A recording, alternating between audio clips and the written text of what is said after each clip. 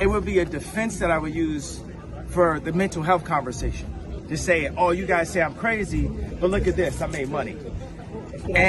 But that is not godlike to be showing off. So if it's not godlike, then God will take that, because it's all the church's money, right? So what's happening right now is I'm being humbled. Another thing that's happening is by me being burned to the flesh every single day, it's actually proving what I had to say. So when I went to the mediation, what I want to say is, like, black people are like, okay, Lex Friedman got you to apologize, Pierce Morgan got you to apologize to the Jews, but you never apologized to us about the George Floyd comment that made us feel bad. Now the thing is, okay, JFK, they got a lot of documentaries about how it happened. So we can argue about how it happened, which I like the fact that we can do that. But regardless, when I see that video as a black person, it hurts my feelings. And I know that police do attack, and America is generally racist.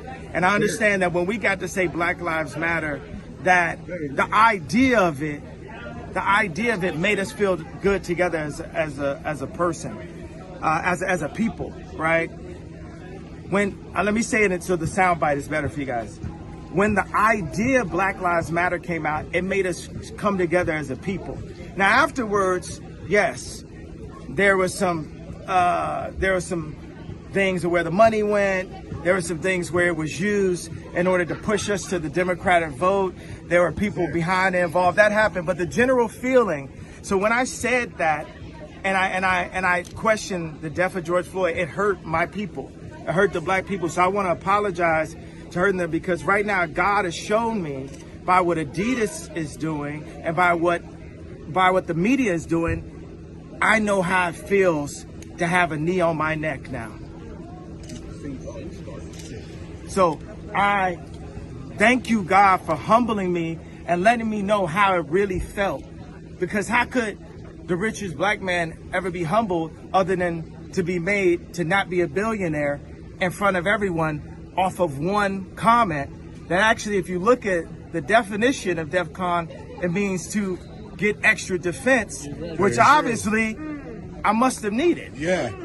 I must have needed that extra defense. Are you worried you ruined your legacy, Kanye? How? How, Sway? Yeah, well, stop. I'm not worried. I'm just not worried, period. God is alive. God runs the world. You know, God even runs Hollywood. God is alive.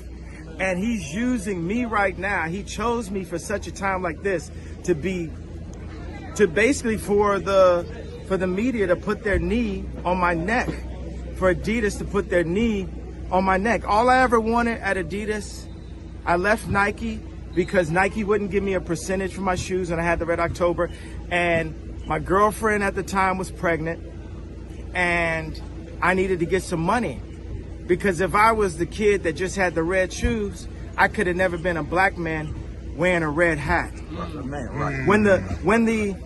Like Nike would have shut me down immediately, right? Right. Yeah. But because Adidas was a German company, it gave me a little bit more room to be able to express myself and to actually have a political opinion as an American, that I wasn't forced into a political opinion because of the color of my skin. Now let's talk about the red hat, and let's talk about the similarities to the White Lives Matter t-shirt.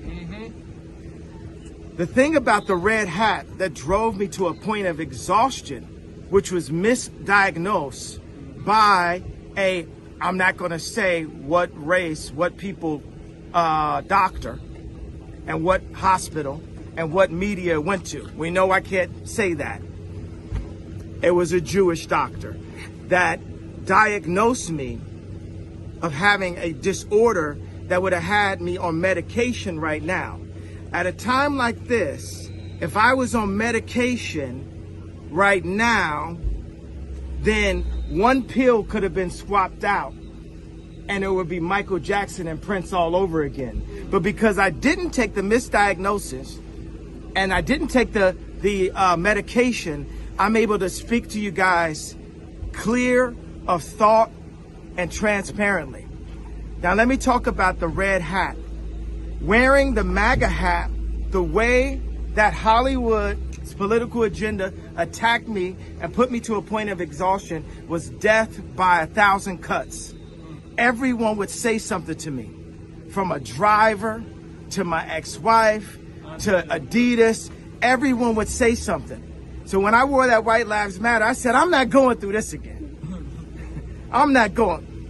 Hey, y'all gonna leave me alone about my t-shirt. Because what's the point of